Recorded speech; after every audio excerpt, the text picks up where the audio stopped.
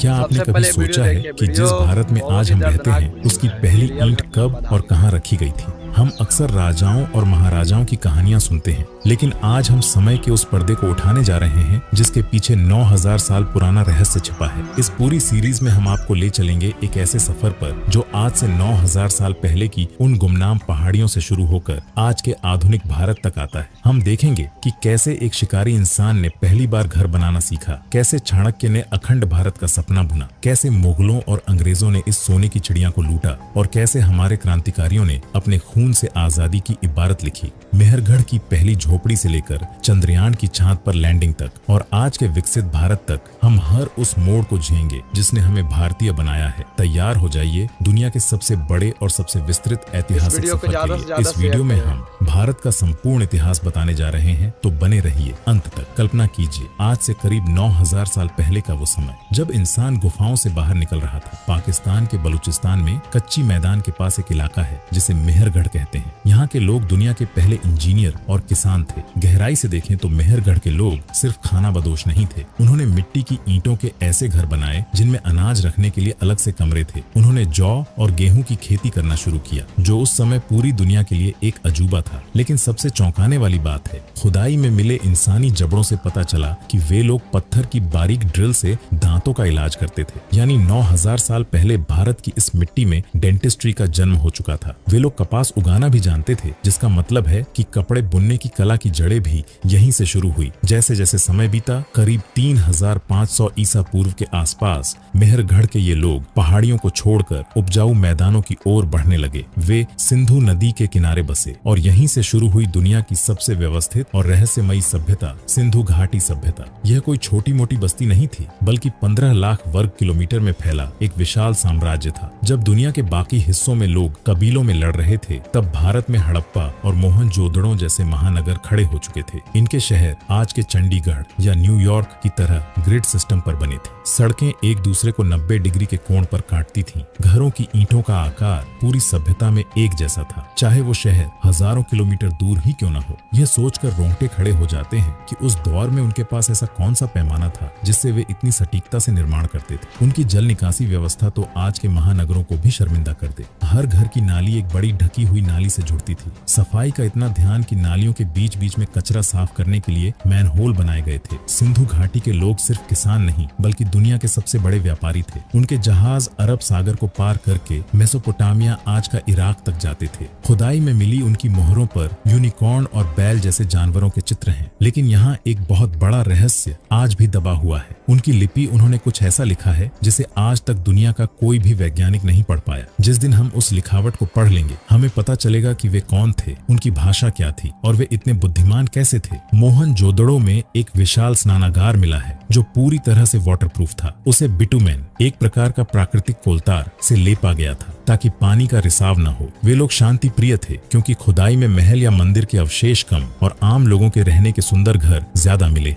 वे गहनों के शौकीन थे और तांबे व कांसे का इस्तेमाल बखूबी जानते थे। लेकिन फिर करीब 1900 ईसा पूर्व के आसपास यह चमकती हुई सभ्यता अचानक फीकी पड़ने लगी। आलीशान शहर खंडहर बनने लगे। लोग शहरों को छोड़कर गांवों की ओर जाने लगे। क्या सिंधु नदी ने अपना रास्ता बदल लिया था? क्या कोई भयानक सूखा पड़ा था? या फिर किसी बाहरी आक्रमण ने इस महान सभ्यता को मिटा दिया? इतिहास का यह सबसे बड़ा सवाल आज भी अनुत्तरित है। इतिहासकारों का मानना है कि सिंधु नदी ने अपना रास्ता बदल लिया था, जिससे खेती के लिए पानी मिलना बंद हो गया। वहीं कुछ वैज्ञानिक भीषण सूखे या लगातार आने वाली बाढ़ को इसका जिम्मेदार मानते हैं। धीरे धीरे लोग इन शहरों को छोड़कर पूर्व की ओर, यानी गंगा और यमुना के उपजाऊ मैदानों की तरफ बढ़ने लगे। सिंधु घाटी का अंत किसी युद्ध से नहीं, बल्कि प्रकृति के बदलते मिजाज की वजह से हुआ था। जैसे ही सिंधु घाटी के शहर खामोश हुए, भारत की धरती पर एक नई गूंज सुनाई देने लगी। यह दौर था वैदिक काल का। सरस्वती और सिंधु नदियों के किनारे रचाएं और मंत्र लिखे जाने लगे। यह वह समय था जब इंसान कबीलों में संगठित हो रहा था। इस काल की सबसे बड़ी क्रांति थी लोहे की खोज। लोहे के कुल्हाड़ों ने घने जंगलों को काटकर खेती के लायक जमीन तैयार की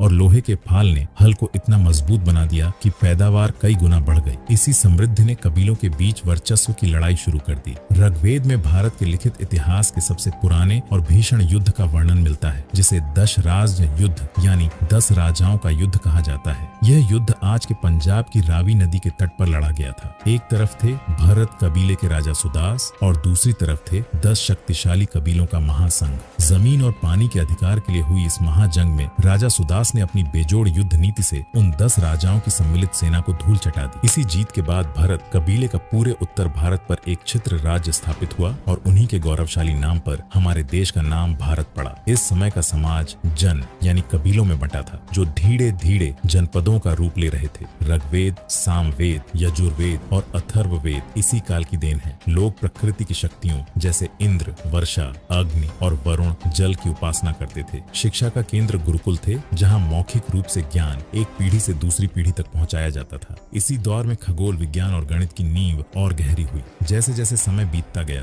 कबीलों की सीमाएं बढ़ने लगी। छोटे छोटे जनपद अब विशाल महाजनपदों में तब्दील हो रहे थे। व्यापार फल फूल रहा था और सोने चांदी के सिक्कों का चलन शुरू हो चुका था। भारत एक बार फिर से एक महाशक्ति बनने की ओर अग्रसर था। हजारों साल बीत चुके थे, कबीले अब खत्म हो रहे थे और उनकी जगह ले ली थी महाजनपदों ने। करीब 600 ईसा पूर्व तक आते आते उत्तर भारत 16 बड़े राज्यों में बंट चुका था, जिन्हें 16 महाजनपद कहा जाता था। इनमें मगध, कोसल, वत्स और अवंती सबसे शक्तिशाली थे, लेकिन इन सब में सबसे ऊपर उभर कर आया मगध। गंगा और सोन नदियों के बीच बसा मगध अपनी उपजाऊ जमीन और लोहे की खदानों की वजह से इतना अमीर हो गया था कि उसके पास उस समय की दुनिया की सबसे विशाल सेना थी। इसी दौर में भारत की धरती पर 2 ऐसे महापुरुषों का जन्म हुआ जिन्होंने तलवार के बजाय ज्ञान से दुनिया को जीता, भगवान बुद्ध और भगवान महावीर। जब समाज जातिवाद और जटिल कर्मकांडों में उलझा हुआ था, तब सिद्धार्थ गौतम ने राजपाट छोड़कर सत्य की खोज की और बुद्ध कहलाए। उन्होंने अहिंसा और प्रेम का मार्ग दिखाया, जिसने न केवल भारत बल्कि पूरे एशिया की सोच बदल दी। उसी समय महावीर जैन ने जियो और जीने दो का संदेश देकर लोगों को आत्म संयम की सीख दी। ये भारत के इतिहास का वह समय था जब हमारा दर्शन और अध्यात्म अपने चरम पर था, लेकिन जहाँ एक तरफ शांति की गूंज थी, वहीं दूसरी तरफ युद्ध के नगाड़े बजने वाले थे। पश्चिम में यूनान का राजा सिकंदर, अलेक्जेंडर द ग्रेट, पूरी दुनिया को जीतने का सपना लिए भारत की सरहदों तक पहुंच चुका था। साल 326 ईसा पूर्व में सिकंदर ने खैबर दर्रे को पार किया और सिंधु नदी के तट पर आ खड़ा हुआ। उसका सामना हुआ पंजाब के निडर राजा पोरस से। झेलम नदी के किनारे वह ऐतिहासिक युद्ध हुआ जिसे हाइड्सपेश का युद्ध कहा जाता है। एक तरफ सिकंदर की विश्व विजेता यूनानी सेना थी और दूसरी तरफ राजा पोरस के विशाल हाथी। युद्ध इतना खूंखार था कि सिकंदर की सेना ने पहली बार ऐसा प्रतिरोध देखा था। हालांकि पोरस युद्ध हार गए, लेकिन उनकी बहादुरी देखकर सिकंदर इतना प्रभावित हुआ कि उसने पोरस का राज्य उन्हें वापस लौटा दिया और उनसे दोस्ती कर ली। लेकिन सिकंदर की जीत का सफर यहीं थम गया। उसकी सेना ने व्यास नदी को पार करने से मना कर दिया। इतिहासकार कहते हैं कि सिकंदर के सैनिक थक चुके थे, लेकिन इसका एक बड़ा कारण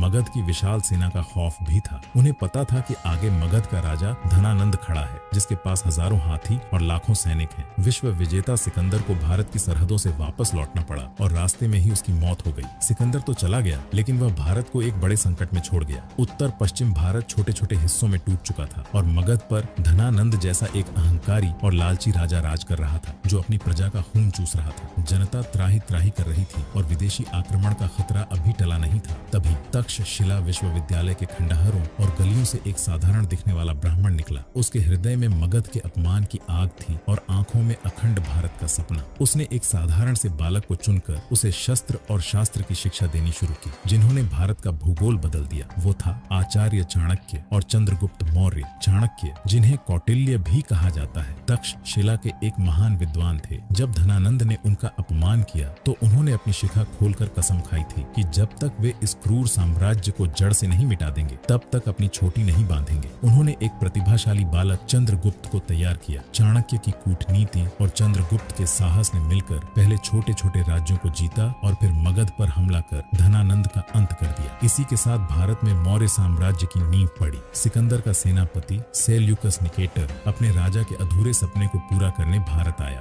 सिंधु नदी के किनारे चंद्रगुप्त और सेल्यूकस के बीच एक भीषण युद्ध हुआ। चंद्रगुप्त की सेना ने यूनानियों को ऐसी करारी शिकस्त दी कि सेल्यूकस को संधि करनी पड़ी। उसने न केवल काबुल, कंधार और हेरात के इलाके भारत को सौंप दिए, बल्कि अपनी बेटी हेलेना का विवाह भी चंद्रगुप्त से कर दिया। यह पहली बार था जब भारत की सीमाएं ईरान तक पहुंच गई थीं। चंद्रगुप्त के बाद उनका बेटा बिंदुसार गद्दी पर बैठा। उसने साम्राज्य को दक्षिण भारत की ओर फैलाया। बिंदुसार के समय में ही विदेशी राजदूत जैसे डायमेकस भारत आए, जिससे पता चलता है कि उस समय भारत के संबंध मिस्र और यूनान जैसे देशों से कितने मजबूत थे। बिंदुसार के बाद इतिहास का सबसे प्रभावशाली राजा गद्दी पर बैठा, सम्राट अशोक। अशोक ने अपने शासन के शुरुआती वर्षों में साम्राज्य का खूब विस्तार किया, लेकिन 261 ईसा पूर्व में हुआ क्लिंग का युद्ध इतिहास का सबसे बड़ा मोड़ साबित हुआ। आज के ओडिशा में हुए इस युद्ध में करीब 1 लाख लोग मारे गए और 1.5 लाख बंदी बनाए गए। जब अशोक ने युद्ध के मैदान में खून की नदियां और मासूमों की लाशें देखी तो उनका हृदय कांप उठा। एक विजेता राजा ने वहीं अपनी तलवार फेंक दी और कसम खाई कि वह अब युद्ध घोष नहीं बल्कि धम्म घोष करेगा। अशोक ने बौद्ध धर्म अपना लिया और दुनिया को अहिंसा, करुणा और प्रेम का संदेश दिया। उन्होंने पूरे भारत में शिलालेख और स्तंभ लगवाए, जिनमें से एक सारनाथ का सिंह स्तंभ आज भारत का राष्ट्रीय प्रतीक है। अशोक के काल में ही भारत का झंडा श्रीलंका, म्यांमार और मध्य एशिया तक लहराया, लेकिन तलवार के दम पर नहीं बल्कि ज्ञान के दम पर। अशोक के बाद मौर्य साम्राज्य के उत्तराधिकारी कमजोर निकले। धीरे धीरे दूर दराज के प्रांत आजाद होने लगे।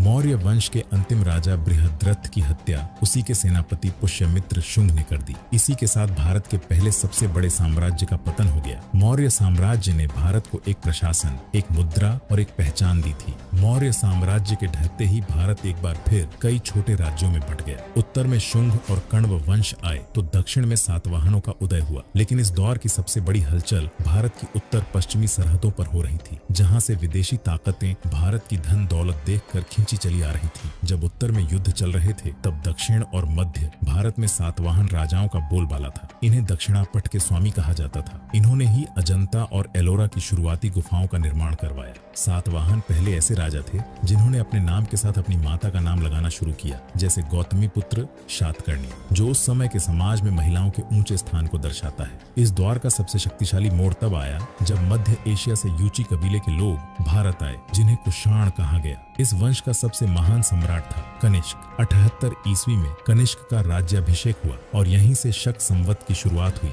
जो आज भी भारत का राष्ट्रीय कैलेंडर है। कनिष्क का साम्राज्य काबुल से लेकर मथुरा और पाटलिपुत्र तक फैला था, लेकिन कनिष्क की सबसे बड़ी ताकत युद्ध नहीं बल्कि व्यापार था। उसने दुनिया के मशहूर सिल्क रोड पर कब्जा कर लिया, जो चीन को रोमन साम्राज्य से जोड़ता था। चीन से जो भी रेशम यूरोप जाता उस पर कनिष्क टैक्स वसूलता था। इसी वजह से भारत में सोने की ऐसी बाढ़ आई कि कुषाणों ने सबसे शुद्ध सोने के सिक्के जारी किए। कनिष्क के समय में ही बौद्ध धर्म 2 हिस्सों में बंट गया, हीनयान और महायान। कनिष्क ने कश्मीर में चौथी बौद्ध संगीति बुलाई। इसी दौर में गांधार कला और मथुरा कला का जन्म हुआ, जहां पहली बार भगवान बुद्ध को इंसानी रूप में मूर्तियों में उकेरा गया। इससे पहले बुद्ध को केवल प्रतीकों जैसे चरणों या वृक्ष से दिखाया जाता था। कनिष्क के दरबार में एक से बढ़कर एक विद्वान थे, चरक, जिन्हें आयुर्वेद का जनक कहा जाता है। उन्होंने चरक संहिता यहीं लिखी। अश्वघोष ने बुद्ध चरित की रचना की। भारत इस समय न केवल आर्थिक रूप से अमीर था बल्कि ज्ञान के मामले में भी दुनिया का गुरु बन रहा था। कनिष्क के उत्तराधिकारी धीरे धीरे कमजोर होने लगे और कुषाण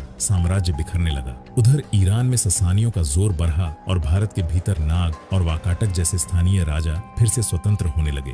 भारत एक बार फिर खंडित हो रहा था, लेकिन यह शांति किसी बड़े तूफान से पहले की खामोशी थी। मगध की धरती पर एक नया वंश जन्म लेने वाला था, जो भारत को उसकी खोई हुई एकता वापस दिलाएगा और इतिहास के पन्नों में एक ऐसा दौर लिखेगा जिसे दुनिया भारत का स्वर्ण युग कहेगी। कुषाणों के पतन के बाद भारत करीब 100 सालों तक छोटे छोटे राज्यों में बंटा रहा, लेकिन चौथी शताब्दी की शुरुआत में मगध की उसी ऐतिहासिक धरती पर गुप्त वंश का उदय हुआ। यह सिर्फ एक साम्राज्य की कहानी नहीं है, बल्कि यह भारत के पुनर्जन्म की कहानी है। इस वंश के पहले बड़े राजा हुए चंद्रगुप्त प्रथम। उन्होंने लिच्छवी राजकुमारी कुमार देवी से विवाह करके अपनी राजनीतिक ताकत बढ़ाई और महाराजाधिराज की उपाधि धारण की। उन्होंने ही गुप्त संवत की शुरुआत की, लेकिन गुप्त वंश को असली पहचान दिलाई उनके बेटे ने, जिसे दुनिया भारत का नेपोलियन कहती है। समुद्रगुप्त केवल एक राजा नहीं बल्कि एक अजेय सेनापति था। इतिहासकार बताते हैं कि उसने उत्तर भारत के 9 राजाओं को जड़ से उखाड़ फेंका और दक्षिण भारत के 12 राजाओं को हराकर उन्हें अपना करदाता बनाया। उसकी सबसे बड़ी खूबी यह थी कि वह केवल युद्ध नहीं करता था बल्कि संगीत और कला का भी प्रेमी था। समुद्रगुप्त के बाद उनके बेटे चंद्रगुप्त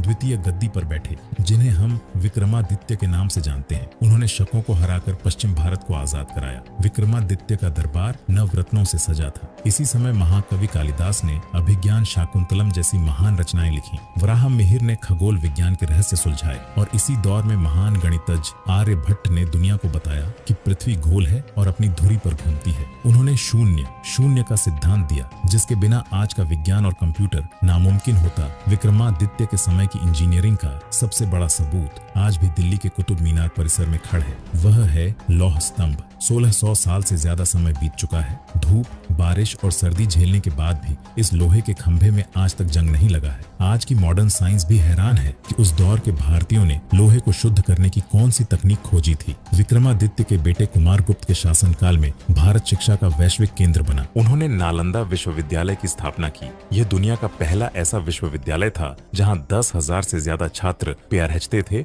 और 2,000 शिक्षक थे। यहाँ की लाइब्रेरी इतनी विशाल थी कि जब सालों बाद उसे जलाया गया तो वह 3 महीने तक जलती रही थी। कोरिया, चीन और तिब्बत से लोग यहाँ ज्ञान लेने आते थे। स्कंदगुप्त के बाद के राजा कमजोर निकले। बार बार होने वाले होड़ों के आक्रमणों ने सरकारी खजाना खाली कर दिया और सामंतों ने बगावत शुरू कर दी। करीब 550 ईस्वी तक आते आते यह महान साम्राज्य बिखर गया। गुप्त काल ने हमें मंदिर बनाने की कला, अजंता की शानदार चित्रकारी और विज्ञान के वो सूत्र दिए जो आज भी अटल हैं। लेकिन गुप्तों के जाने के बाद उत्तर भारत में फिर से अंधेरा छाने लगा था। गुप्त वंश के ढाने के बाद उत्तर भारत में चारों तरफ लूटमार और छोटे छोटे राजाओं की आपसी लड़ाई छिड़ गई थी। ऐसे अंधेरे वक्त में उदय हुआ सम्राट हर्षवर्धन ने अपनी राजधानी कन्नौज को बनाया। उस समय कन्नौज उतना ही मशहूर था जितना आज का न्यूयॉर्क या पेरिस। लेकिन हर्ष की सबसे बड़ी पहचान थी उनकी दानवीरता। हर 5 साल में वे प्रयाग में महामोक्ष परिषद करते थे, जहां वे अपना सब कुछ, यहाँ तक कि अपने गहने और कपड़े तक दान कर देते थे और अपनी बहन से मांगकर पुराने कपड़े पहनते थे। चीनी यात्री ह्वेनसांग इसी समय भारत आया था और उसने जो लिखा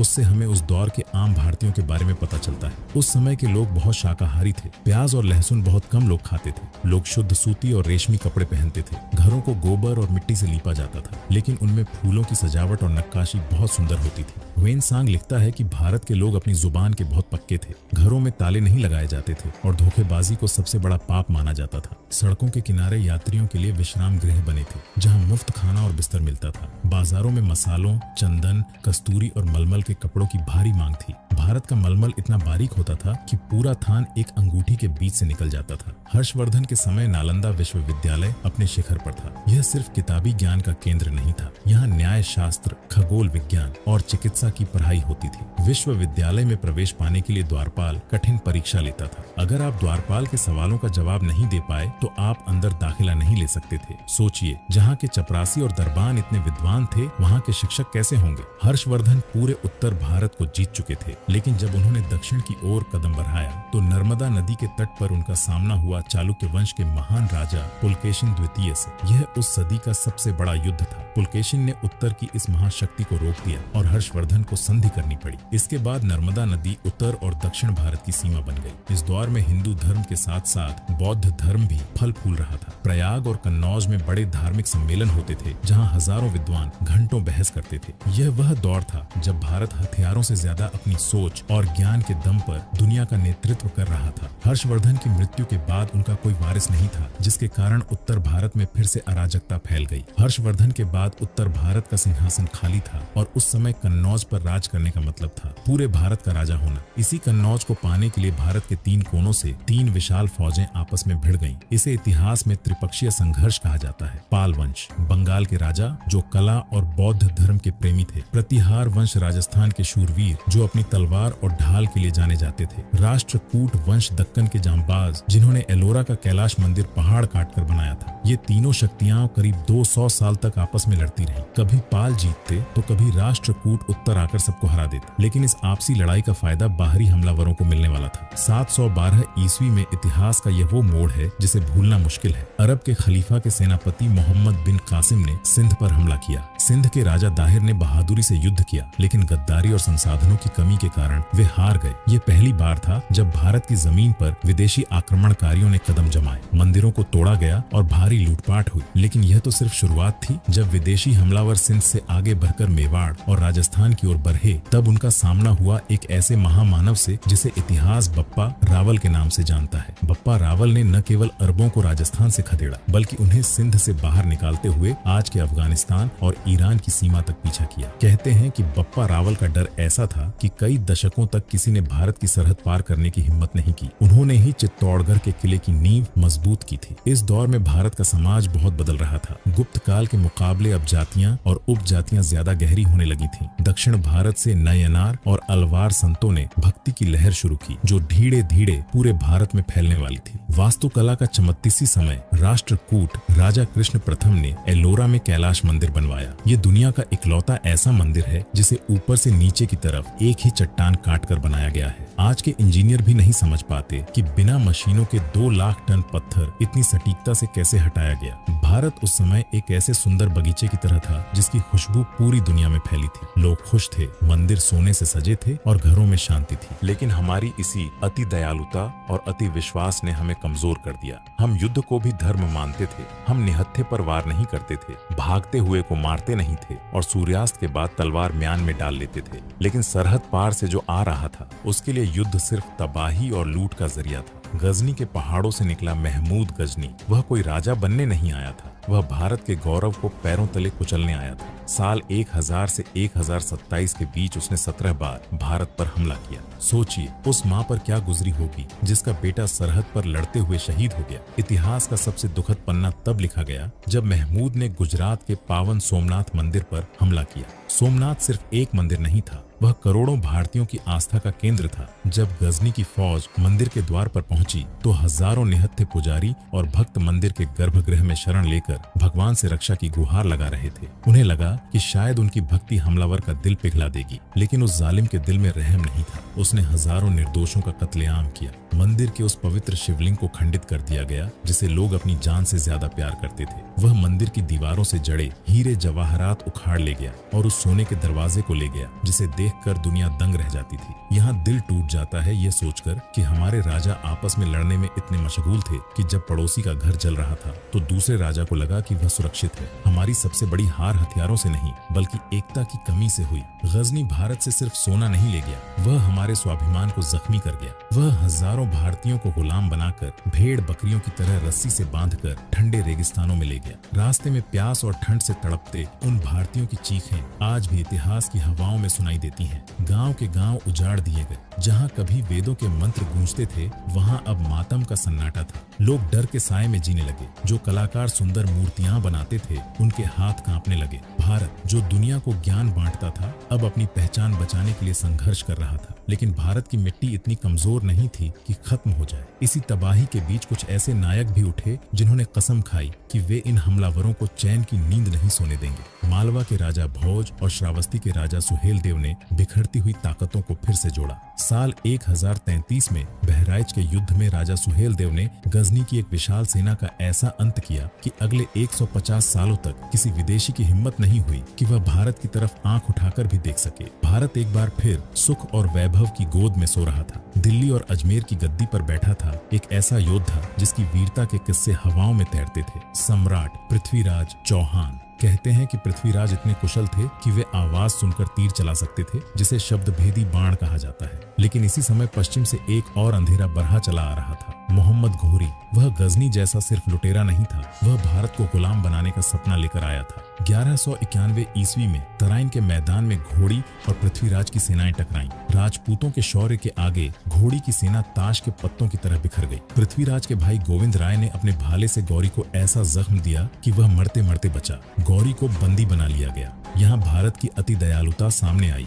गौरी ने अपनी जान की भीख मांगी और पृथ्वीराज ने एक सच्चे क्षत्रिय की तरह उसे माफ कर दिया। उनके मंत्रियों ने समझाया कि महाराज इस सांप को छोड़ना खतरनाक होगा, लेकिन पृथ्वीराज ने कहा शरण में आए शत्रु को मारना हमारे संस्कार नहीं है। यही वो एक फैसला था जिसने भारत को सदियों का दर्द दे दिया। गौरी वापस जाकर एक एक दिन का बदला लेने की तैयारी करने लगा। उधर भारत के भीतर एक और कहानी चल रही थी। कन्नौज के राजा जयचंद और पृथ्वीराज के बीच गहरी दुश्मनी हो गई थी। जब जयचंद की बेटी संयोगिता ने पृथ्वीराज को अपना पति चुना तो जयचंद का अहंकार टूट गया। अपनी ही मिट्टी के एक राजा ने विदेशी हमलावर को न्योता भेज दिया, तुम हमला करो, मैं तुम्हारा साथ दूंगा। ये वो घाव था जो अपनों ने अपनों को दिया था। 1192 ईस्वी में गौरी वापस आया, लेकिन इस बार वह अकेला नहीं था। उसके साथ जयचंद की गद्दारी और छल था। उसने संधि का नाटक किया और रात के अंधेरे में, जब राजपूत सेना सो रही थी, हमला कर दिया। राजपूतों ने कभी अंधेरे में युद्ध नहीं किया था, यह उनके उसूलों के खिलाफ था। छल के इस युद्ध में पृथ्वीराज चौहान को बंदी बना लिया गया। वो मंजर रूह कपा देने वाला था। गौरी पृथ्वीराज को अपनी बेड़ियों में जकड़कर गजनी ले गया। वहां उस महान सम्राट पर ऐसे जुल्म किए गए जिन्हें सुनकर आज भी आंखें भर आती हैं। सम्राट की आंखों में गर्म सलाखें डाल दी गईं ताकि उनकी वो निडर चमक खत्म हो जाए। अंधे सम्राट, लहूलुहान शरीर, लेकिन फिर भी उनका मस्तक झुका नहीं था। इतिहास का सबसे भावुक पल तब आया जब पृथ्वीराज के मित्र और कवि चंद्रबरदाई गजनी पहुंचे। उन्होंने गौरी को सम्राट की एक आखिरी कला देखने के लिए राजी किया। अंधे पृथ्वीराज के हाथ में धनुष दिया गया। चंद्रबरदाई ने एक दोहा पढ़ा, 4 बांस 24 गज, अंगुल अष्ट प्रमाण, ता ऊपर सुल्तान है, मत चूको चौहान। जैसे ही गौरी ने शाबाश बोला, उसकी आवाज की दिशा पकड़कर पृथ्वीराज ने वो बाण छोड़ा जिसने गौरी के सीने को चीर दिया। एक अंधे सम्राट ने अपने और अपनी मातृभूमि के अपमान का बदला ले लिया। इसके तुरंत बाद दुश्मन के हाथों मरने के बजाय दोनों मित्रों ने एक दूसरे को खंजर मारकर अपनी लीला समाप्त कर ली। पृथ्वीराज के जाते ही दिल्ली के द्वार विदेशी शासकों के लिए खुल गए। दिल्ली की गलियों में सन्नाटा छा गया। वो मंदिर जहाँ सुबह शाम शंख बजते थे, अब वहाँ खौफ का साया था। हजारों वीरांगनाओं ने अपने सतीत्व की रक्षा के लिए जौहर करना शुरू कर दिया। भारत की वो आजाद हवा अब गुलामी की जंजीरों में जकड़ी जाने वाली थी। तराइन के उस दूसरे युद्ध ने साबित कर दिया कि जब जब भारत अपनों की गद्दारी से हारा है, तब तब पूरी सभ्यता को उसकी कीमत चुकानी पड़ी है। अब शुरू होने वाला था दिल्ली सल्तनत का वो दौर, जहाँ कुतुबुद्दीन ऐबक और अलाउद्दीन खिलजी जैसे शासक भारत की संस्कृति को अपनी तलवार से परखने वाले थे। पृथ्वीराज चौहान के पतन के बाद विदेशी हमलावरों का हौसला 7वें आसमान पर था। मोहम्मद गौरी तो वापस चला गया, लेकिन उसने अपने पीछे छोड़ दिया एक ऐसा खूंखार सेनापति जिसे इतिहास बख्तियार खिलजी के नाम से जानता है। यह आदमी जीत का भूखा नहीं था, ये भारत की संस्कृति और ज्ञान को जड़ से मिटाने का भूखा था। 1193 ईस्वी में बिहार की धरती पर दुनिया का सबसे बड़ा विश्वविद्यालय खड़ा था, नालंदा, जहाँ 10,000 छात्र और 2,000 शिक्षक रहते थे। नालंदा कोई साधारण जगह नहीं थी, वह भारत का दिमाग थी। लेकिन खिलजी को लगा कि यह कोई किला है। जब उसे पता चला कि यहाँ तो निहत्थे भिक्षु और किताबें हैं, तो उसका गुस्सा और बढ़ ही गया। कहा जाता है कि खिलजी बीमार पड़ा था और किसी हकीम से ठीक नहीं हो रहा था। जब नालंदा के आयुर्वेद आचार्य राहुल श्रीभद्र ने उसे ठीक कर दिया, तो उसे एहसास हुआ कि भारतीयों का ज्ञान उसके धर्म और उसकी सोच से कहीं आगे है। इसी जलन और नफरत में उसने नालंदा को जलाने का आदेश दे दिया। नालंदा की लाइब्रेरी, जिसे धर्मगंज कहा जाता था, उसमें इतनी किताबें थीं कि जब उसे आग लगाई गई तो वह 3 महीने तक जलती रही। सोचिए, हमारे पूर्वजों की हजारों साल की रिसर्च, विज्ञान, गणित, खगोल शास्त्र और आयुर्वेद के वो रहस्य जिन्हें आज की मॉडर्न साइंस भी नहीं ढूंढ पाई, वे सब उन 3 महीनों में धुआं बनकर उड़ गए। उन किताबों के साथ साथ हजारों बेकसूर बौद्ध भिक्षुओं को जिंदा जला दिया गया। वह आग सिर्फ नालंदा में नहीं लगी थी, वह भारत की आने वाली नस्लों के भविष्य में लगी थी। बिहार को रौंदने के बाद खिलजी बंगाल की ओर बढ़ा। वहाँ के राजा थे लक्ष्मण सेन। खिलजी ने सिर्फ 18 घुड़सवारों के साथ एक व्यापारी के भेष में महल में घुसकर हमला किया। राजा लक्ष्मण सेन को अपनी जान बचाकर भागना पड़ा। बंगाल की वो धरती जो कला और संस्कृति का गारहा थी, अब घोड़ों की टापों और चीखों से गूंज रही थी। उस समय के आम भारतीयों की हालत की कल्पना कीजिए। कल तक जहां शांति से व्यापार और पढ़ाई होती थी, आज वहां सिर्फ खौफ था। हजारों लोगों को धर्म बदलने पर मजबूर किया गया। जो नहीं माने उन्हें मौत के घाट उतार दिया गया। हमारी सड़कों पर अब भारतीय राजाओं के बजाय विदेशी सेनाओं का पहरा था। भारत के लोग अपनी ही जमीन पर पराया महसूस करने लगे थे। 1206 ईस्वी में मोहम्मद गौरी की हत्या के बाद उसका गुलाम कुतुबुद्दीन ऐबक दिल्ली की गद्दी पर बैठा। यहीं से शुरू हुआ गुलाम वंश। दिल्ली की कुव्वत उल इस्लाम मस्जिद को बनाने के लिए 27 हिंदू और जैन मंदिरों को तोड़ा गया। मंदिरों के उन नक्काशीदार खंभों को देखकर आज भी पत्थर रोते महसूस होते हैं कि कैसे एक महान कला को नफरत की भेंट चढ़ा दिया गया। हम टूट चुके थे, हमारे मंदिर खंडित थे और हमारा ज्ञान जल चुका था। लेकिन भारत की आत्मा को मारना इतना आसान नहीं था। जब जुल्म बढ़ाता बढ़ता है तो प्रतिरोध भी पैदा होता है। दिल्ली की गद्दी पर अब एक ऐसा सुल्तान बैठा था जिसका लालच और क्रूरता सारी हदें पार कर चुकी थी। अलाउद्दीन खिलजी। उसने अपने ही सगे चाचा को धोखे से मारकर सत्ता छीनी थी। वह पूरी दुनिया को जीतना चाहता था, लेकिन उसकी काली नजर टिकी थी मेवाड़ की शान चित्तौड़गढ़ पर। 1303 ईस्वी में अलाउद्दीन खिलजी मेवाड़ की रानी पद्मावती की सुंदरता की चर्चा सुनकर पागल हो उठा था। वह चित्तौड़ को सिर्फ जीतना नहीं चाहता था, वह मेवाड़ के सम्मान को अपने कदमों में झुकाना चाहता था। उसने एक विशाल सेना के साथ चित्तौड़ के अभेद्य किले को घेर लिया। महीनों तक घेराबंदी चली। किले के भीतर राशन खत्म होने लगा, लेकिन महारावल रत्न सिंह और उनके योद्धाओं ने हार नहीं मानी। जब छल से भी बात नहीं बनी तो खिलजी ने संधि का नाटक किया और महारावल रत्न सिंह को निहत्था पाकर बंदी बना लिया। यहाँ भारत की वही दरियादिली फिर भारी पड़ी, लेकिन मेवाड़ के दो वीर योद्धाओं गोरा और बादल ने अपनी जान की बाजी लगाकर अपने राजा को छुड़ा लिया। गोरा और बादल की वो शहादत आज भी मेवाड़ के बच्चे बच्चे की जुबान पर है, जिन्होंने कटे हुए सिर के साथ भी दुश्मनों का संहार किया था। जब यह साफ हो गया कि अब युद्ध जीतना नामुमकिन है, तो चित्तौड़ के भीतर एक ऐसा फैसला लिया गया जिसे सुनकर पत्थर भी रो पड़े। राजपूत योद्धाओं ने तय किया कि वे केसरिया करेंगे, यानी सिर पर केसरिया साफा बांधकर मौत के मुंह में कूद पड़ेंगे। लेकिन उन हजारों महिलाओं का क्या होगा? क्या वे उन दरिंदों के हाथों अपनी अस्मत लुटने देंगी? नहीं। रानी पद्मिनी के नेतृत्व में 16,000 वीरांगनाओं ने तय किया कि वे दुश्मन की परछाई भी अपने शरीर पर नहीं पड़ने देंगी। किले के भीतर एक विशाल अग्निकुंड तैयार किया गया। जरा कल्पना कीजिए वो मंजर कैसा रहा होगा। हजारों माताएं अपनी गोदी में छोटे छोटे बच्चों को लिए दुल्हन के लिबास में तैयार होकर हंसते हंसते उस दहकती आग की ओर बढ़ रही थी। उनके पीछे उनके पति, भाई और बेटे खड़े थे, जो उन्हें आखिरी बार देख रहे थे। चीखें नहीं थी, सिर्फ एक सन्नाटा था और हर हर महादेव का उद्घोष। 16,000 स्त्रियां धधकती आग में समा गईं। जब खिलजी ने किले का दरवाजा तोड़ा तो उसे वहां कोई रानी नहीं मिली तो सिर्फ हजारों वीरांगनाओं की पवित्र राख। वह जीत कर भी बुरी तरह हार चुका था। खिलजी ने गुस्से में आकर चित्तौड़ की 30,000 आम जनता का कत्लेआम करने का हुक्म दिया। गलियां खून से भर गईं। वो बच्चे जो कल तक गलियों में खेलते थे, आज उनकी लाशें पड़ी थीं। ये भारत के इतिहास का वो दौर था जहां सड़कों पर लाशों की गंध और धुएं का गुब्बार था। लोगों के मन में डर बैठ गया था। मंदिर तोड़े जा रहे थे और जबरन धर्म परिवर्तन का दौर शुरू हो गया था। खिलजी ने बाजार पर ऐसा नियंत्रण किया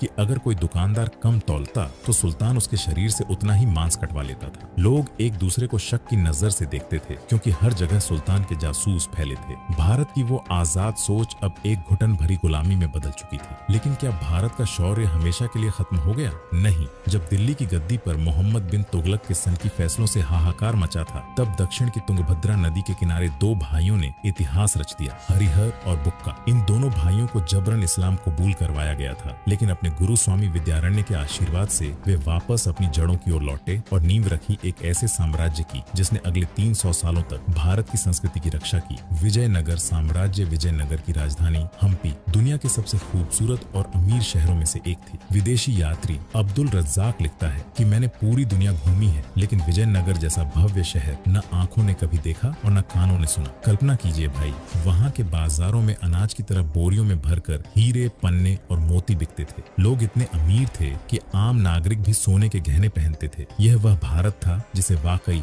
सोने की चिड़िया कहा जाता था। इस साम्राज्य के सबसे महान राजा हुए कृष्णदेव राय। वे जितने बड़े योद्धा थे, उतने ही बड़े विद्वान भी। मुगल बादशाह बाबर ने अपनी आत्मकथा में लिखा था कि कृष्णदेव राय पूरे भारत के सबसे शक्तिशाली राजा हैं। उन्होंने न केवल दक्षिण को बाहरी हमलावरों से बचाया, बल्कि कला, संगीत और साहित्य को भी ऊंचाइयों पर पहुंचाया। हम्पी का विट्ठल मंदिर और उसके पत्थर के संगीत निकालने वाले खंभे आज भी दुनिया के इंजीनियरों के लिए एक पहेली है। विजयनगर सिर्फ एक राज्य नहीं था, यह एक उम्मीद थी। उत्तर भारत के जो विद्वान, कलाकार और पंडित अपने मंदिर और अपनी जान बचाने के लिए भाग रहे थे, उन्हें विजयनगर ने शरण दी। यहाँ की हवाओं में फिर से वेदों की गूंज सुनाई देने लगी, लेकिन यह खुशहाली पड़ोसी बहमनी सुल्तानों की आंखों में खटक रही थी। वे बर्दाश्त नहीं कर पा रहे थे कि कोई हिंदू साम्राज्य इतना शक्तिशाली कैसे हो सकता है। इतिहास का सबसे दर्दनाक मोड़ तब आया जब 5 सुल्तानों ने मिलकर विजयनगर पर हमला किया। तालीकोटा के युद्ध में विश्वासघात हुआ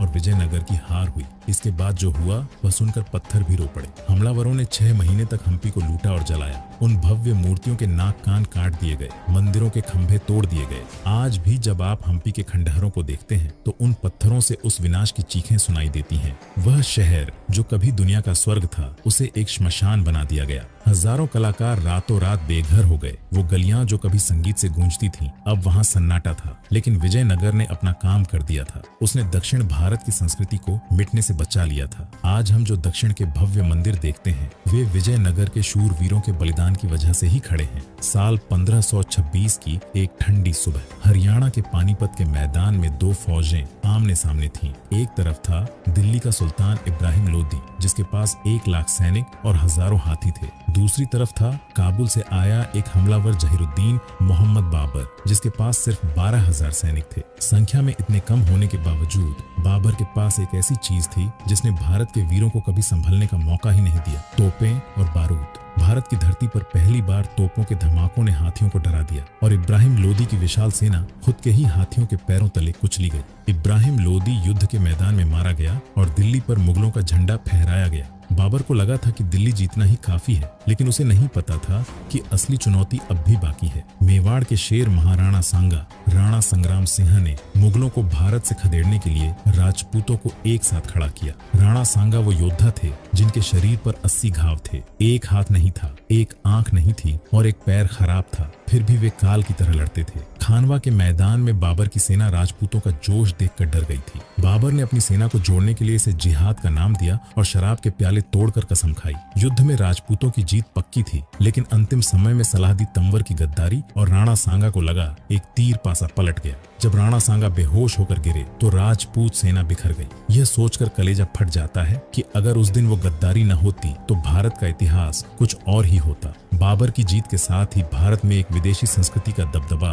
बढ़ने लगा। मुगलों ने किलों और बगीचों को नए तरीके से बनवाना शुरू किया। आम जनता के लिए ये फिर से एक नया शासक था, नई भाषा और नए कानून थे। लेकिन इस बदलाव के बीच भारतीय किसान और व्यापारी सबसे ज्यादा पिस रहे थे। भारी टैक्स और युद्धों की वजह से खेती बर्बाद हो रही थी। जो लोग कल तक अपने राजाओं के लिए जान देते थे, अब वे एक अजनबी सल्तनत के नीचे जीने को मजबूर थे। बाबर भारत की गर्मी और यहाँ की मिट्टी को कभी अपना नहीं पाया। 4 साल के भीतर ही उसकी मौत हो गई और गद्दी पर बैठा उसका बेटा हुमायूं। हुमायूं को विरासत में कांटों का ताज मिला था। मुगल बादशाह हुमायूं अपनी बदकिस्मती से जूझ रहा था। तभी बिहार की गलियों से एक अफगान शेर निकला, शेर शाह सूरी। शेर शाह सिर्फ एक योद्धा नहीं, एक विजनरी था। उसने हुमायूं को भारत से भागने पर मजबूर कर दिया और दिल्ली की गद्दी संभाली। शेर शाह ने वो काम किया जो आज भी हम देखते हैं, grand trunk road, GT road. उसने बंगाल से काबुल तक लंबी सड़क बनवाई, जिसके किनारे हजारों सराय और कुएं बनवाए। उसने हुक्म दिया था कि अगर किसी सराय में एक बूढ़ी औरत सोने की टोकरी लेकर भी सोए तो किसी चोर की हिम्मत नहीं होनी चाहिए कि उसे हाथ लगाए। उसने रुपया नाम का सिक्का चलाया जो आज भी हमारी पहचान है। लेकिन अफसोस, एक बारूद के धमाके में इस महान शासक की मौत हो गई और मुगल फिर से वापस लौट आए। हुमायूं का बेटा अकबर अब जवान हो चुका था। वह पूरे भारत को अपने नीचे लाना चाहता था। उसकी राह में सबसे बड़ा पत्थर था मेवाड़। अकबर ने चित्तौड़ को घेर लिया। यहाँ इतिहास का वो रहस्यमयी और दर्दनाक हिस्सा आता है जिसे कम ही लोग जानते हैं। जब मुगल सेना ने किले पर कब्जा किया तो अकबर ने गुस्से में आकर 30,000 निहत्थे स्थानीय लोगों और किसानों के कत्लेआम का हुक्म दे दिया। चित्तौड़ की वो गलियां जहाँ कभी त्योहार मनाए जाते थे, वहाँ इंसानी खून की नदियां बह रही थीं। यह वो घाव था जिसे मेवाड़ कभी नहीं भूल पाया। इसी तबाही और अपमान की राख से पैदा हुआ एक ऐसा नाम जो आज भी हर भारतीय के दिल की धड़कन है, महाराणा प्रताप। जब भारत के बाकी राजा मुगलों की गुलामी कबूल कर महलों में ऐश कर रहे थे, तब एक राजा ने राजसी सुख त्याग कर अरावली के जंगलों को अपना घर बनाया। कल्पना कीजिए वो मंजर कितना भावुक होगा जब एक छोटी सी राजकुमारी भूख से तड़प रही थी और जब महाराणा ने उसे घास की रोटी दी तो एक जंगली बिल्ली उसे भी छीन कर ले गई। अपनी संतान की भूख और आंखों में आंसू देखकर वो वीर योद्धा एक पल के लिए टूट गया था। लेकिन जब उसने उन 30,000 निर्दोषों का लहू याद किया तो उसका संकल्प और मजबूत हो गया। उसने कसम खाई, जब तक चित्तौड़ आजाद नहीं होगा मैं सोने चांदी की थाली में नहीं खाऊंगा और न ही कोमल बिस्तर पर सोऊंगा। प्रताप अकेले नहीं थे। जंगल के रहने वाले स्थानीय भील आदिवासियों ने उन्हें अपना बेटा माना। उन्होंने अपनी छिपने की तकनीक महाराणा को सिखाई। भीलों ने मुगलों की विशाल सेना की नाक में दम कर दिया। वह एक ऐसा युद्ध था जहाँ महलों का राजा और जंगल का आदिवासी कंधे से कंधा मिलाकर अपनी अपनी मिट्टी के लिए मर मिटने को तैयार थे। 1576 ईस्वी में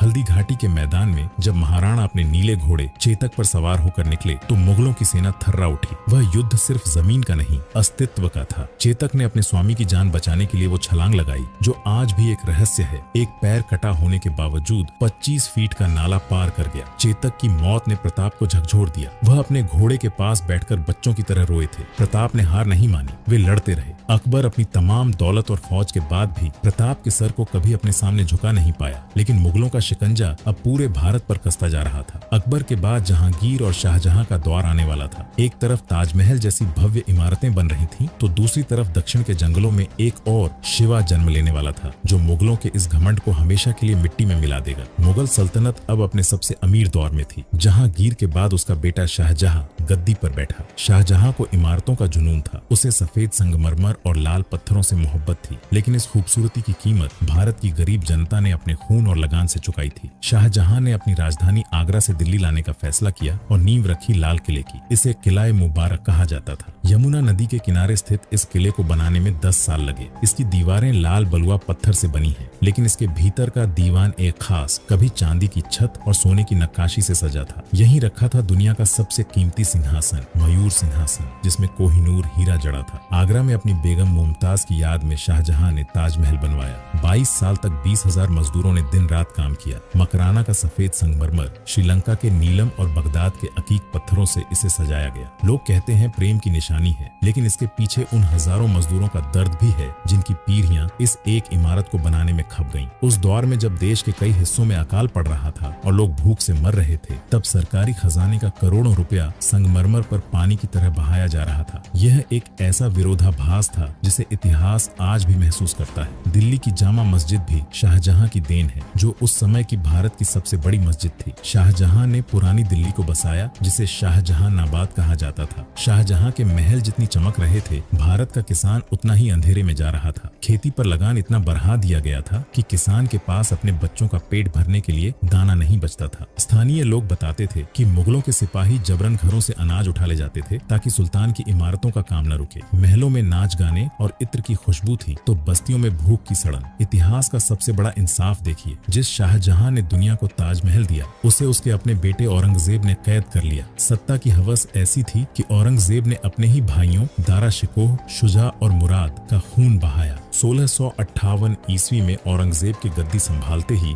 भारत का चेहरा बदलने लगा। संगीत पर पाबंदी लग गई, कलाओं का गला घोंटा गया और मंदिरों को तोड़ने का आदेश जारी हुआ। लेकिन इसी क्रूरता के बीच महाराष्ट्र की पहाड़ियों से एक ऐसी गर्जना होने वाली थी जो मुगलों के इस विशाल साम्राज्य की ईंट से ईंट बजा देगी। जब उत्तर भारत में मुगलों का शिकंजा कस रहा था और दक्षिण में बीजापुर के सुल्तान आम जनता पर जुल्म कर रहे थे, तब महाराष्ट्र की सह्याद्री पहाड़ियों में एक बालक जन्म ले रहा था जिसकी आंखों में आजादी का सपना था। माता जिजाऊ के संस्कारों और गुरु कोंडदेव की शिक्षा ने शिवाजी को एक योद्धा ही नहीं, एक रक्षक बनाया। 1646 ईस्वी में मात्र 16 साल की उम्र में, जब आज के बच्चे खेलकूद में व्यस्त होते हैं, शिवाजी ने तोरणा किला जीतकर मुगलों और सुल्तानों की नींद उड़ा दी थी। उन्होंने किसी बड़े राजा की मदद नहीं ली, बल्कि उन्होंने साथ लिया उन मावलों का, वो आम किसान, चरवाहे और स्थानीय लोग जिन्हें समाज ने भुला दिया था। शिवाजी ने उन्हें सिखाया कि अपनी मिट्टी के लिए मरना क्या होता है। बीजापुर के सुल्तान ने अपने सबसे खूंखार और विशालकाय सेनापति अफजल खान को भेजा। उसने कसम खाई थी कि मैं उस पहाड़ी चूहे शिवाजी को जिंदा पकड़कर लाऊंगा या धूल में मिला दूंगा। उसने रास्ते में कई मंदिरों को तोड़ा और मासूमों को सताया ताकि शिवाजी गुस्से में बाहर निकले। प्रतापगढ़ के नीचे दोनों की मुलाकात हुई। अफजल खान ने गले लगाने के बहाने शिवाजी को अपनी फौलादी बाहों में जकड़ लिया और खंजर निकाल लिया, लेकिन शिवाजी तैयार थे। उन्होंने अपने बाघ नख से अफजल खान का पेट फाड़ दिया।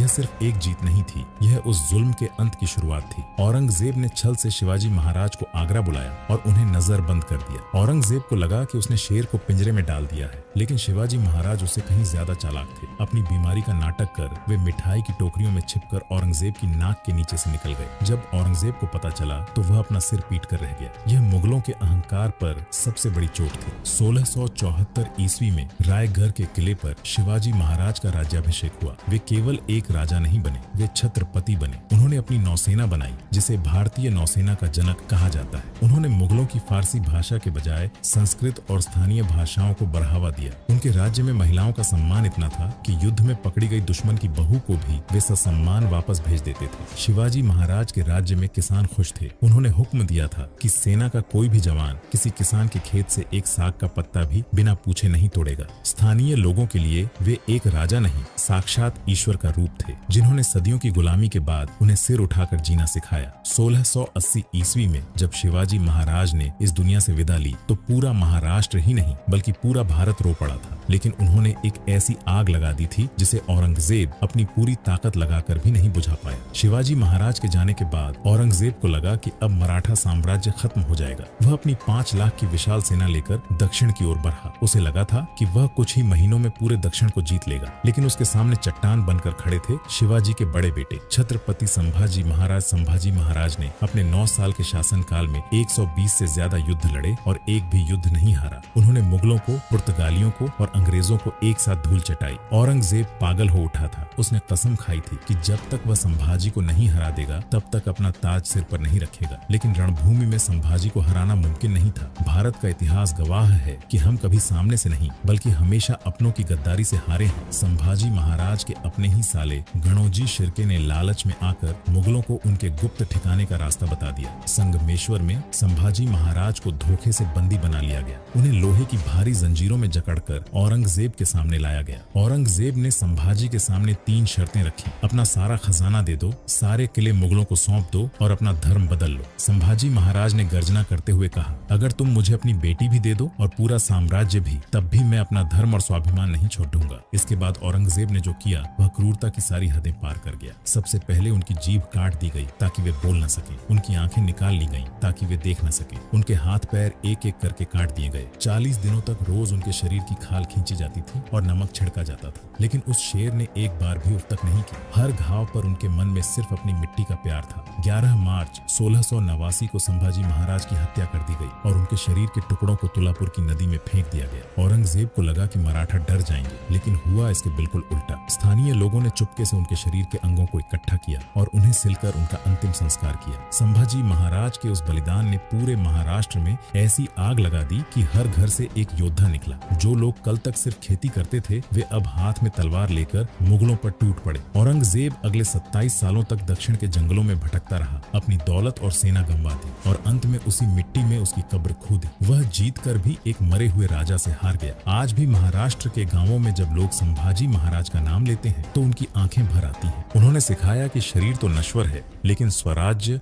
और धर्म अमर है। उनके बलिदान ने सिद्ध किया कि एक सच्चा नायक वो है जो झुकने के बजाय मिटना पसंद करे। मुगल साम्राज्य अब खोखला हो चुका था। औरंगजेब की मौत के बाद दिल्ली की गद्दी कमजोर पड़ गई, लेकिन इसी समय पश्चिम से एक और लुटेरा आ रहा था, नादिर शाह। 1707 में औरंगजेब की मौत के साथ ही मुगलों की शक्ति का किला ताश के पत्तों की तरह बिखर गया। औरंगजेब के बाद दिल्ली की गद्दी पर ऐसे राजा बैठे जो सिर्फ शराब और शबाब के शौकीन थे। इसी कमजोरी का फायदा उठाकर दिल्ली को 2 बार लूटा गया, पहले नादिर शाह और फिर अहमद शाह अब्दाली ने। जब ईरान का लुटेरा नादिर शाह दिल्ली आया तो उसने कत्लेआम का हुक्म दिया। कहा जाता है कि दिल्ली की गलियों में लाशों के ढेर लग गए थे और नालियों में पानी की जगह इंसानी खून बह रहा था। वह भारत से कोहिनूर, हीरा और शाहजहां का बेशकीमती मयूर सिंहासन लूट कर ले गया। दिल्ली अब कंगाल हो चुकी थी। इसी उथल पुथल के बीच ईस्ट इंडिया कंपनी नाम के कुछ अंग्रेज व्यापारी भारत में अपनी फैक्ट्रियां लगा रहे थे। शुरुआत में ये हाथ जोड़कर राजाओं के सामने व्यापार की भीख मांगते थे, लेकिन जब इन्होंने देखा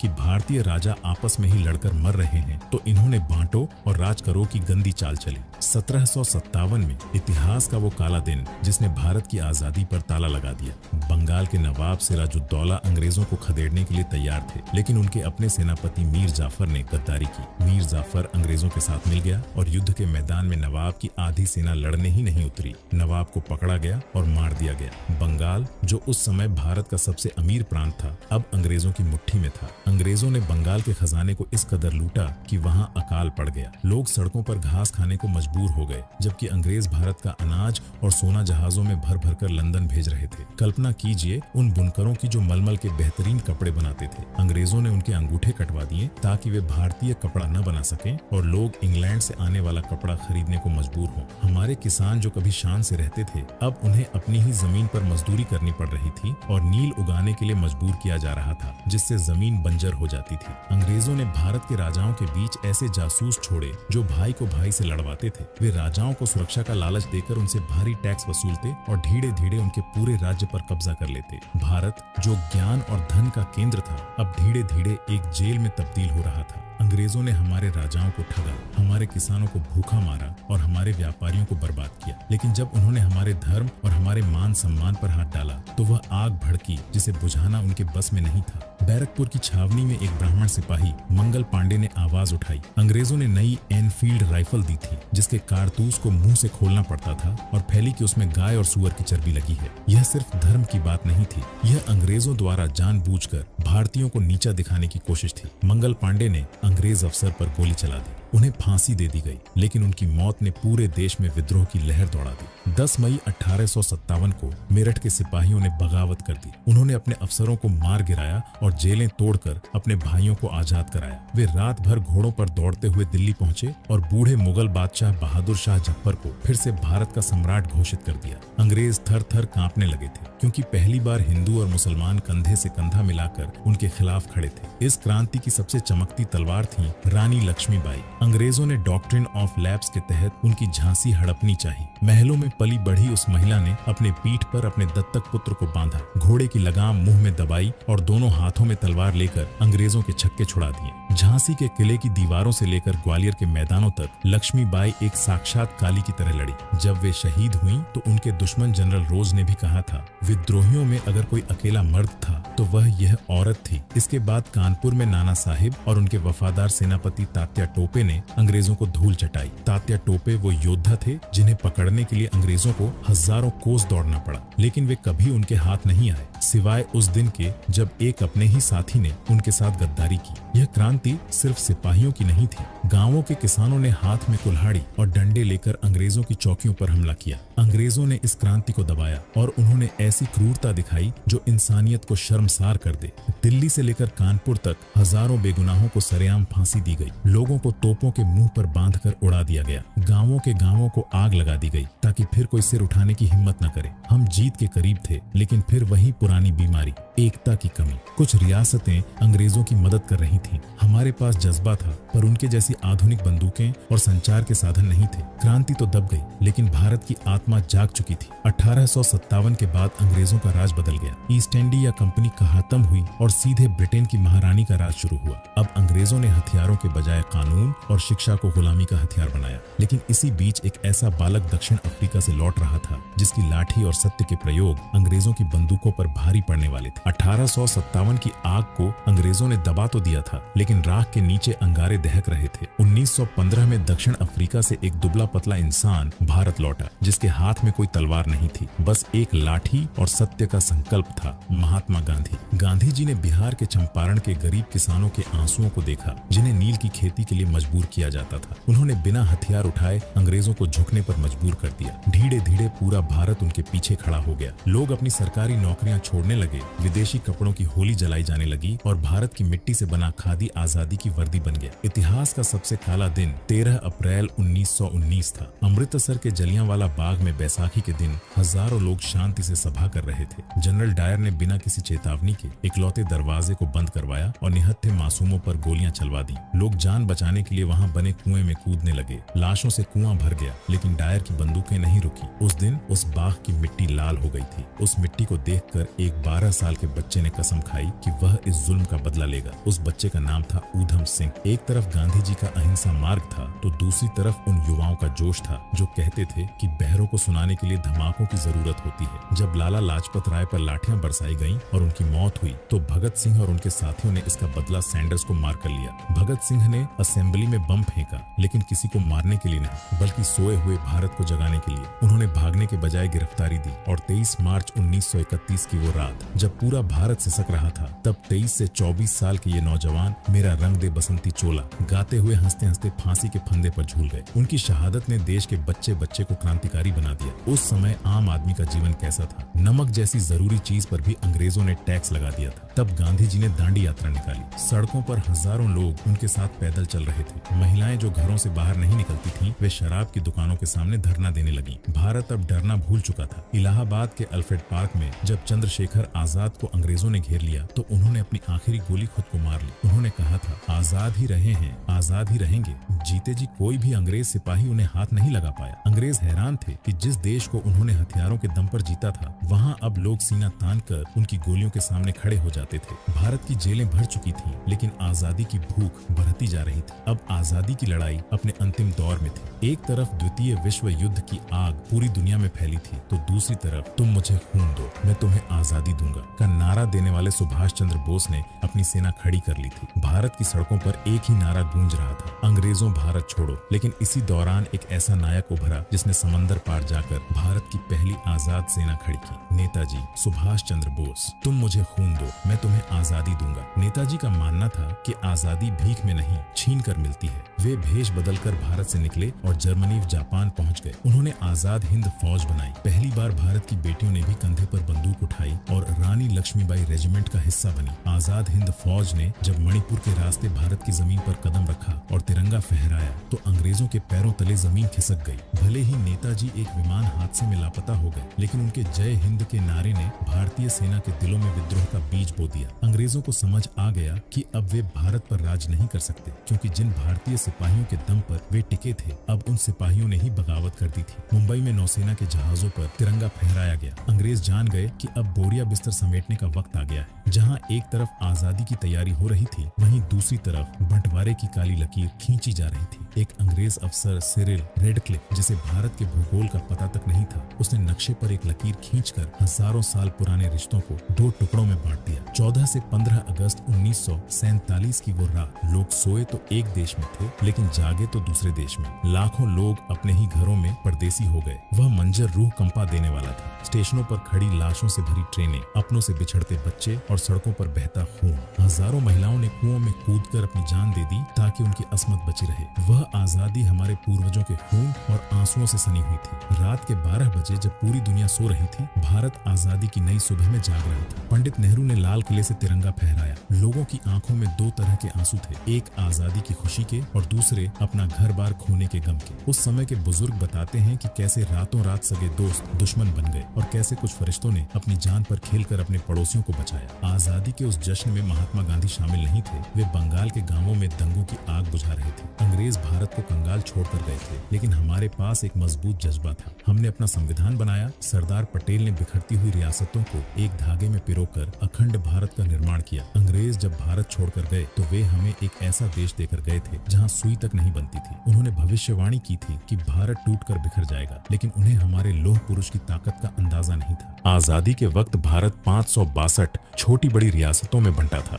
अंग्रेजों ने चाल चली थी कि जो राजा चाहे वो आजाद रह सकता है। जूनागढ़ से लेकर हैदराबाद तक बगावत के सुर थे, लेकिन सरदार वल्लभ भाई पटेल ने अपनी फौलादी इच्छा शक्ति से उन सबको एक किया। अगर आज आप बिना पासपोर्ट के दिल्ली से हैदराबाद या कन्याकुमारी तक जा सकते हैं, तो यह उस महापुरुष की देन है। उन्होंने अखंड भारत की नींव रखी। भारत अभी संभल ही रहा था कि हमें युद्धों में धकेल दिया गया। हमारे पास हथियार कम थे, कपड़े पतले थे, लेकिन रेजांगला जैसी जगहों पर हमारे जवानों ने आखिरी गोली और आखिरी सांस तक लड़कर दुनिया को बता दिया कि भारतीय सैनिक की हिम्मत क्या होती है। यह इतिहास का वो पल था जब भारत ने नक्शा बदल दिया। पाकिस्तान के 93,000 सैनिकों ने हमारे सामने घुटने टेक दिए। यह दुनिया के इतिहास का सबसे बड़ा सैन्य समर्पण था। उस समय की प्रधानमंत्री इंदिरा गांधी के फैसले ने भारत को दक्षिण एशिया की महाशक्ति बना दिया। एक दौर ऐसा भी आया जब देश में अनाज की कमी थी। तब सादगी के प्रतीक प्रधानमंत्री लाल बहादुर शास्त्री ने खुद एक वक्त का उपवास रखा और देश से भी यही अपील की। उन्होंने किसान और जवान को एक साथ खड़ा किया। आज हमारा किसान दुनिया का पेट भर रहा है और हमारा जवान दुनिया की सबसे ऊंची बर्फीली चोटियों सियाचिन पर हमारा तिरंगा बचा रहा है। क्या आपको पता है, जब भारत ने अपना पहला रॉकेट लॉन्च किया था तो उसके हिस्से साइकिल पर लाद कर ले जाए गए थे। दुनिया हम पर हंसती थी, लेकिन उसी भारत ने परमाणु परीक्षण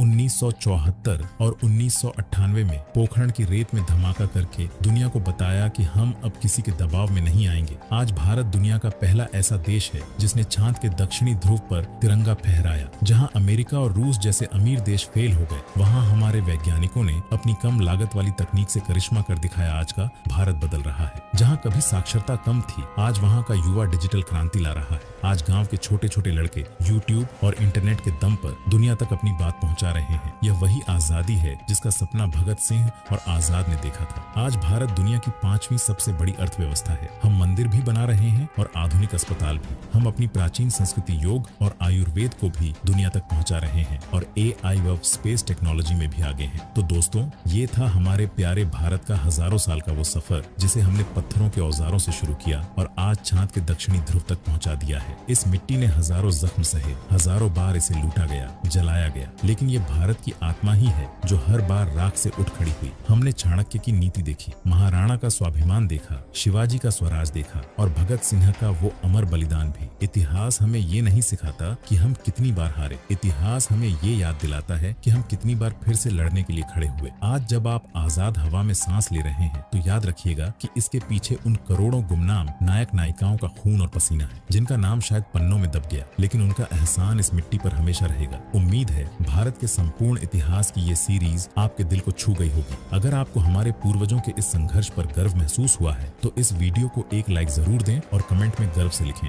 जय हिंद। और दोस्तों, अगर ये मेगा डॉक्यूमेंट्री आपको पसंद आया हो, अगर हमारे भारत की इस महान दुखनीय इतिहास पसंद आया हो तो चैनल को अभी सब्सक्राइब करें, क्योंकि हमें उम्मीद है कि इस भारतीय इतिहास वाली वीडियो पे कम से कम 1 लाख सब्सक्राइबर हो। मैं आपसे मिलूंगा एक और नई रिसर्च और एक नई कहानी के साथ। तब तक के लिए अपना ख्याल रखें और अपनी जड़ों से जुड़े रहें। जय हिंद, जय भारत। मैं जा चाहता